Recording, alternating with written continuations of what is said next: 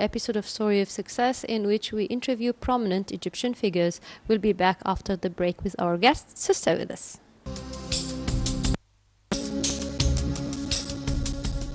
Our guest today is a successful Egyptian figure who excelled in the field of linguistics and translation. He's the chairman of the German department at the Faculty of Languages, Ain Shams University. He's also a translator, a terminologist, and an author. Today, I'm happy to have with me Dr. Tariq Abdelbari.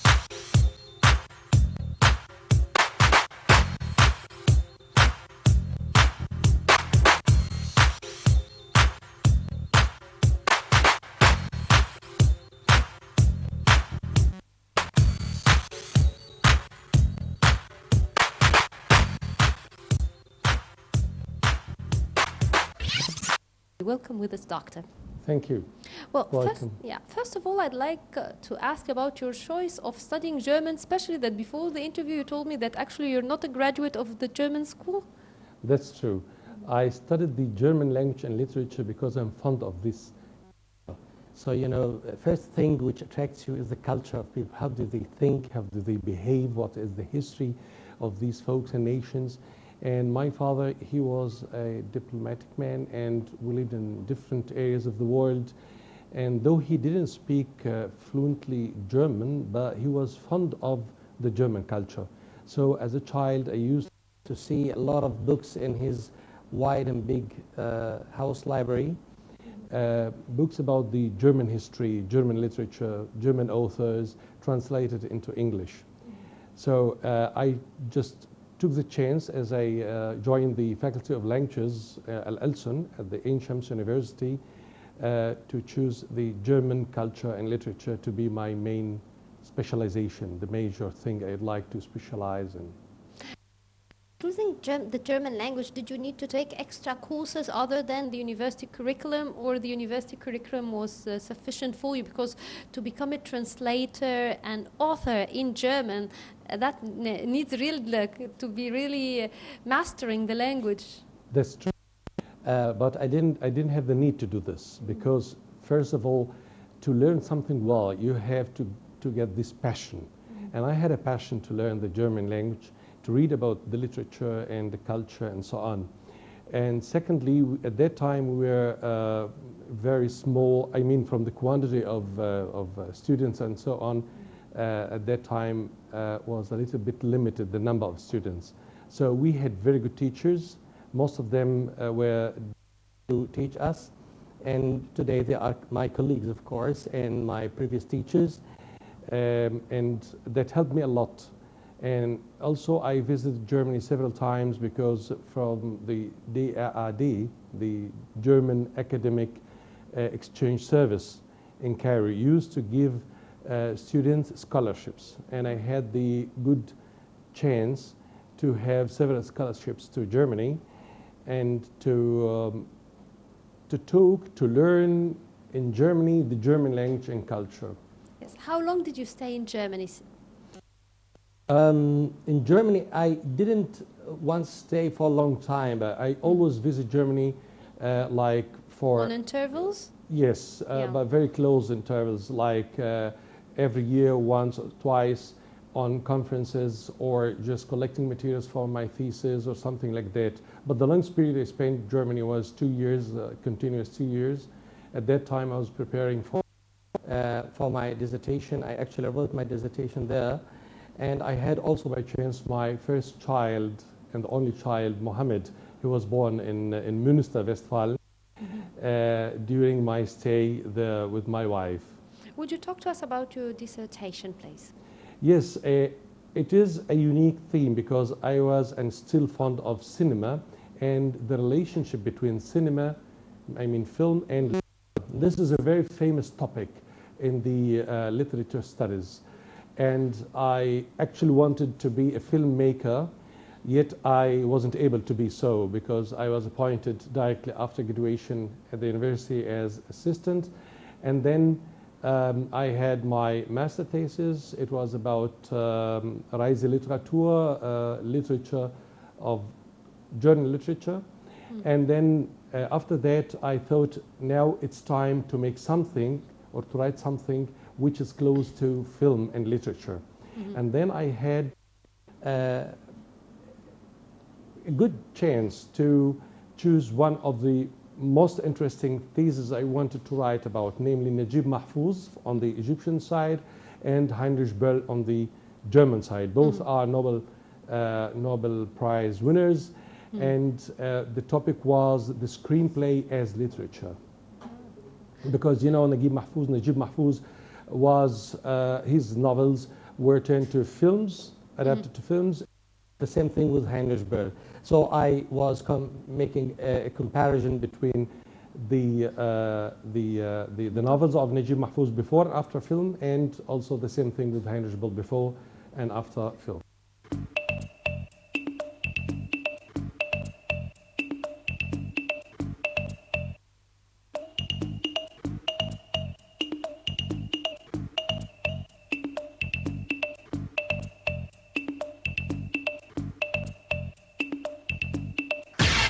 I know about Najib Mahfouz, but I don't know much about Heinrich Böll. Would you tell us more about him? And are they similar in their writings, or they are extremely different? Of course, extremely different, because each of them describes a different society.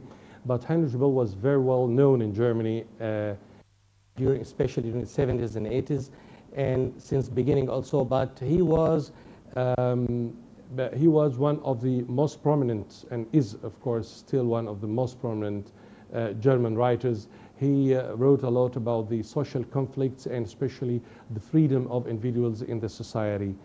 And he struggled for that and had very famous confrontations also with the German state at a certain time, because he was defending the freedom of individuals in the society. And at that time, that wasn't, like what we say, exactly what the German state could tolerate, because he was adapting a very critical point of view. So in a sense, each of them was concerned about his social issues or his society. Yes, yes, in the first line, of course. Yes. Now, you came back to Egypt and you did your PhD at the Al-Saud University. Would you tell us also about your PhD as well? Yes. After, you know, there is a system which is called the channel system. It's some sort of scholarships you get from the DAAD in cooperation with the Egyptian Authority for Scholarships for Egyptian scholars, and then you go for 2 years to Germany, and then there you prepare and write your dissertation under the supervision of a professor. And also at the same time under the supervision of an Egyptian professor. And then after that, you finish. Most of us, when we travel and stay for that time in Germany, then we stay for 2 years in Germany under the supervision of a German professor, and after that, and at the same time also under the supervision of an Egyptian professor. You return back, then you start to look for your dissertation, complete it, and then you get the PhD. Yeah. Actually, the main work was done in Germany, and then it was the dissertation itself was in Egypt, but the main thesis itself, it was all in Germany. Yes, yes, you write the topic and everything in Germany, because, you know, it's about German literature and film, and you wouldn't find such a lot of books like you find in Germany, with a very sound and good library systems, good universities. It was a very good stay. Now, you came back to Egypt and you joined the faculty, or already you were part of the faculty, but then you took a higher post at the Faculty of Languages. Yes, that's true, as a lecturer. Yes. Now, would you tell me about the interesting topics you like to teach? Actually, I like to teach translation and terminology, lexicography. These are the most interesting fields I'd like to teach. But also I used to teach for some long years special aspects in literature, like the relationship between literature and media. These are all, at my time and still till now, relatively new eras in the scientific field. So just to see what is the relation between literature and media, language and media. How do each each of these components influence the other side. Doctor, that's quite an important topic, the relationship between literature and media especially because actually the media has an important role in not only in formulating the society, but even it affected the Arab Spring. It was one of Yes. the boosters of it. So would you tell us more about the thesis or that topic? Yes. Look, when you write literature, you use a special level of language. And when you use media, so you have to approach people in a way they understand. And sometimes people are talking about a very dangerous phenomenon, namely, namely is German. It's namely, it's namely, fine, yeah. namely the manipulation of media. Actually, people are always asking about the relationship between literature, language, and media. This is a triangle. And if you want to examine exactly this mutual relation, you have to look which level of language do you use when you write literature, and which level of language do you use when you talk to people through media, or you write in widespread media like print media and so on, like newspapers and so on. The point is that when you approach people, you have to use a special level and to approach them in a way they understand you. But the dangerous phenomena is that you don't, some people do this, you know, they manipulate people. This means you don't convey the message, but you say something through this message to people which is a hidden thing, to manipulate their way of thinking, to let them do what you want them to do, not what they want to do. This is the most critical part in using media. You don't actually, you claim you are helping people to enlighten the way they think, to enlighten them personally, but actually what you do is the vice versa. You are actually leading people to the way you want them to go. On the other hand, literature, I mean here the high literature, doesn't mean this, and doesn't use this level of language and this level of communication. A writer has only one aim: to open eyes, to tell people things and to let them think about these things, to let people think and make their own decision.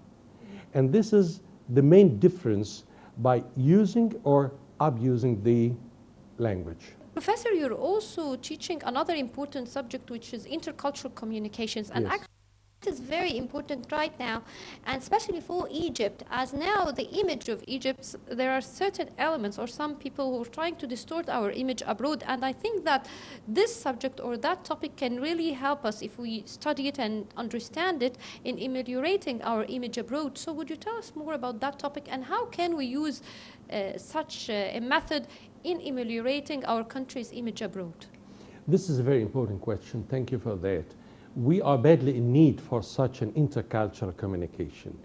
Look, it doesn't start telling people who we are, but then let them discover who we are.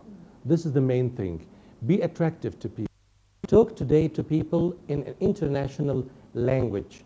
I mean, we talk to people in a language that has been used in the Middle Ages, for example. And we claim this to be our culture. This is not our culture. Our culture, the Egyptian culture, is one of the greatest, if not the greatest culture ever on earth. We are the first state with no example before us. We have developed this as folk and as a country. So we have to be proud of this, but it's not enough. We have to make a positioning for ourselves in the world. Where do we stand today? The world of today doesn't look for glory, it looks for action. People have to see what do we do to contribute to the international civilization and culture. This is the main idea behind intercultural communication, to reposition one's place, to know where do I stay, where do other people stand, and how can I communicate with them in a language they understand. I mean by language here, Not only language like English and German and so on, no, this is important, but this is not enough. But the way of thinking, what do we address? What do we want to say, to tell people? The second thing is we have to realize that there are cultural differences, and these cultural differences are so big that sometimes communication fails totally. We don't understand that the other one on the other side thinks in a different way. We always think that people think like the way we do. Talk and understand, react, and hope the same things we have. But this is not true.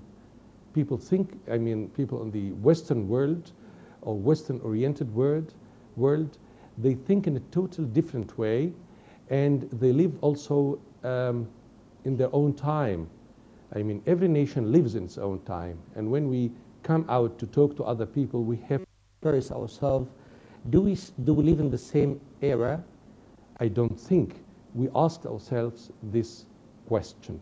So intercultural communication looks for the differences between cultures and how can we overcome these differences? How can we make bridges between cultures? Because we can't actually communicate directly. We need bridges. We need mediators. Who are mediators? What are the qualifications of these mediators? These are some points in the intercultural communication studies. And we are lucky at the Faculty of Languages to say that we were successful in making or establishing a master degree in cooperation with the University of Wuppertal in Germany, exactly for this specialization, intercultural communication. And I believe we are the first faculty in the Middle East to make this master degree.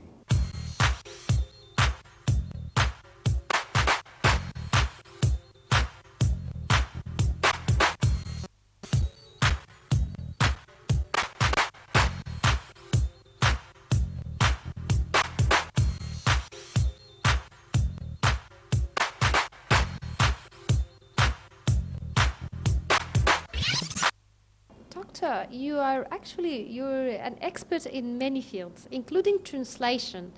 Now, would you tell me more about, first, when did you start translating books and novels? And you do a variety of fields. Yes. So which is your favorite field and when did you start? I started directly after I graduated. Translation is a good profession for people who do a main job. So something beside the main job. To get more experience and to make some money, you can make translations. Translation is a big challenge. It's not only that you know both languages, German and Arabic or English and Arabic or whatsoever, but it is you have to make a big research on the team or the subjects, topics you are working on. And this have been said, we have a problem in the terminology in all levels. Arabic language is a great language with a great history, and some scholars believe that Arabic language could be the first language ever spoken on earth. This is a theory. But this all doesn't mean that we have some problems with Arabic. It's a language that has been neglected for long centuries in terms of we didn't take care of our language to connect it with the culture and the scientific development. This has led to the poor situation that so long you don't develop, create, think, write in your own language, like all scientists, scholars, and so on do like to publish in English, for example. This is an international thing. But for us here in Egypt or in the Arab world, it's a problem. The result is that we don't have enough terminology. We didn't develop terminology. Cope with the scientific development in the world. So I have started translation long years ago, first as translator and then conference interpreter, and used to travel a lot and to meet different people from different nations.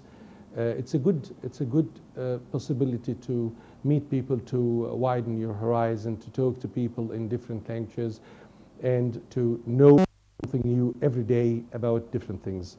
But it's very exhausting. Now, doctor, so you do from Arabic to German and from German to Arabic, both languages, or you do Yes, one language? generally yes, but to be professional, you have to translate only into your own language, mother tongue. Yes. Now, Yes. actually, this is quite hard because it's not just the translation, it's giving it the spirit. Because sometimes I read and I feel that they are dry. Yes. They are written in the pure, let's say, classical Arabic form, Yes. and you feel that it's dry, as if you were watching like a classic, one of the classic Arabic TV series. Yes. And you cannot really communicate. So actually, also putting a spirit in it is a big issue. Yes. Don't you think? This is the cultural side or cultural aspect of translation. When you translate, you have to make the decision. Am I translating to convey or a complete culture? I used to convey a message and a culture. And in this case, you have to choose to convey this message and the culture in a language that is close to what people used to know, or to develop a new language that copes with the new content. And this is a challenge, and I use this challenge too. But you are right, because if you want to translate a book in a way that it comes really at the end on all levels, linguistic, hermeneutic, on good standard, so you have to spend a lot of time to understand, to make big research about things you read about, you don't know enough, and so on, and to develop a special style of writing that makes your language reflects both of these cultures, the culture you are translating from and the culture you are translating into. Doctor, another important thing is that you also translated dictionaries. Yes. Yeah, now that's hard because that's thousands and thousands of words which you have to write from German to Arabic, and you must, that's quite a hard thing. And did you have to study the Arabic language and master it to be able to get all the different synonyms and meanings? Yes, you're right. I'm fond of Arabic. I love this language because I'm also a writer, and every writer and poet knows that the language, especially a language like the Arabic language, is a great thing. So it's my pleasure always just to talk, meet with experts in Arabic as a language and literature and philology, my colleagues, for example, in the faculty, and also experts in the fields I translate into.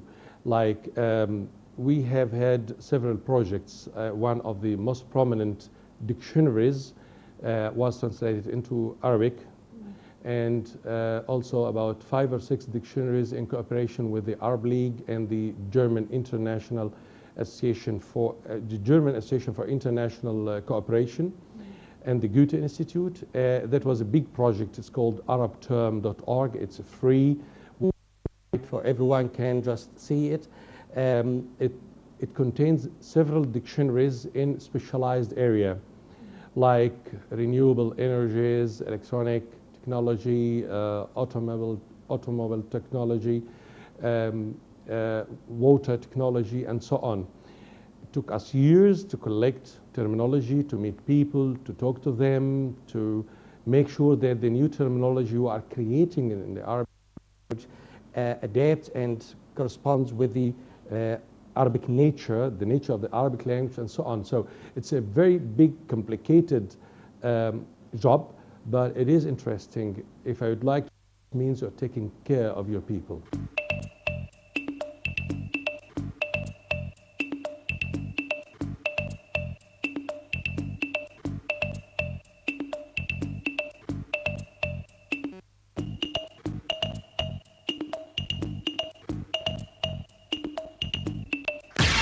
Now, how long did it take you to finish? Like, if you're working on a dictionary, Yes. how long would it take you to do that? I tell you, the first dictionary I talked about, which is a big name in the field of dictionaries, it's general dictionary. It took us 8 years. Then I built up a team of young people. I taught them lexicology and terminology and so on, and we started translation. It took us more than 5 or 6 years working on these 5 dictionaries. It's not easy, I know, but it's a challenge, and we have to go through this challenge. Wow, that's a lot of time. That's a mega project to spend True. 5 to 8 years on one. Let's Yes. say at the end of the day, it's a book or Yes. a dictionary. Wow, that must have been quite. How did you feel after you finished it? Of course, proud of what I do, and my colleagues also with me in this team. But the main thing is that you get a feeling you have done something valuable. It's something which stays, and this is important. You know, if we are all travelers in this world, we come on one day, a certain day, and then we leave someday. If you just leave something for the next generations, which is valuable enough that they make use of. So I don't know how we will experience this, but I'm sure we will be happy. Where do we stay at that time? But we will be happy. Well, unfortunately, the time of this episode is out, so I have to thank you very much, Dr. Tariq Abdelbari. But we will be continuing learning more about your story of success in the next episode. So till we continue, thank you very much. I thank you very much too. That was Professor Tariq Abdelbari, Chairman of the German Department at the Faculty of Languages at Ain Shams University. We've learned why he chose to study German. We've learned about his master's degree, his PhD degree. Also, he talked to us about entering the field of translation. We talked to him about important issues like the intercultural communications, and we'll be learning more about his story of success in the next episode. So till then, it's goodbye.